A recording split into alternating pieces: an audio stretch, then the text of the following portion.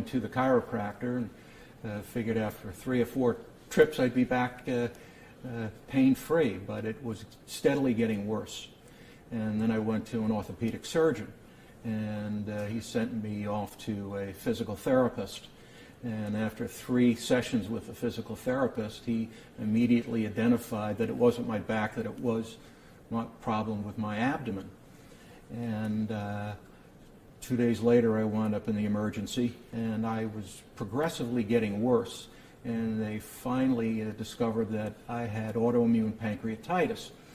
But the problem with autoimmune pancreatitis is it's so rare that no one knows what to do with it. Apparently the Japanese were the ones to discover it in 1996, and there are not a lot of cases in the world. So I was in and out of the hospital for over 100 days, and I was in and out of the emergency room 12 times. And they tried to help me, and they were putting in stents, and one stent shifted and went up into my cystic duct and redirected the bile back up into my liver and left me with abscesses all throughout my liver and 2 blood clots in my pancreas.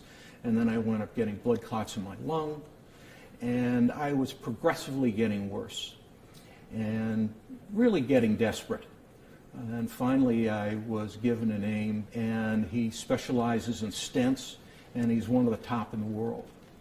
So we went in and met him on a Wednesday, and by Friday I was in such serious trouble that Saturday morning I was put in intensive care. And Dr. Kahaleh was waiting for me Saturday morning in the hallway.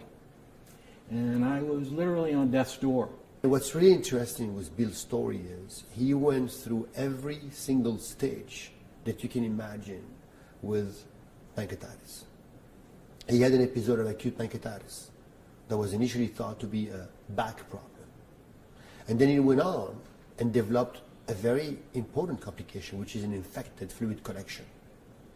And after that, whatever left from that dead tissue around the pancreas became also infected, so he ended up having infected necrosis. And finally, the infected necrosis eroded some vessels, and he also bled.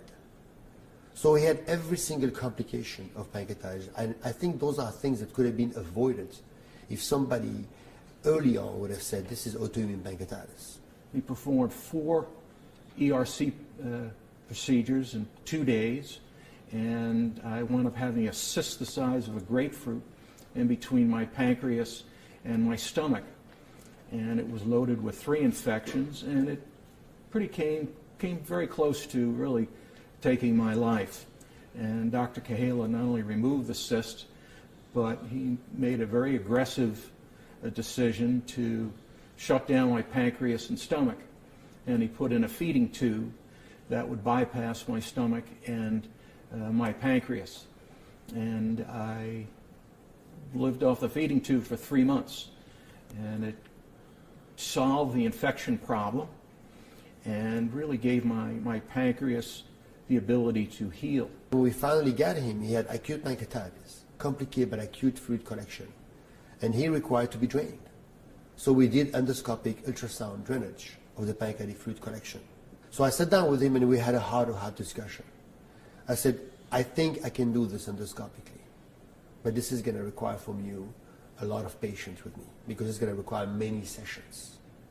So I deployed a very big metal stent through the stomach into the pancreatic necrotic tissue. And he had a total of 6 sessions of endoscopic necrosectomy where I went inside the stomach, through the stent, and did necrosectomy. It is 6 sessions, but we prevented a very big debilitating surgery. And I think the message we send in here is not only you need to make a very early diagnosis, not only need to have the adequate tools and instruments and imaging to make the correct diagnosis, but also you have always to think outside the box in terms of treating those patients. You can always send them for a big surgery, but the surgeon themselves feel very strongly that those patients can benefit from a more minimal and invasive approach. And this is exactly what we offer them. Right before Thanksgiving, the tube was removed, and I'm eating now, and I'm feeling well, and I'm still not as strong as I used to be, but they say I'll be back 100%. And after a year of illness and chronic illness, I feel I'm on the road to recovery. 3 months later, Bill was able to go back and eat a regular diet. So the combination of all those minimally invasive tools allow us to manage Bill completely from a different fashion that he used to be managed if he was managed, let's say, 10 years ago, with a more surgical approach, much more invalidating and aggressive. And now Bill has no scar, except the small scar of a feeding tube, and he's back to work and he's eating. Voila.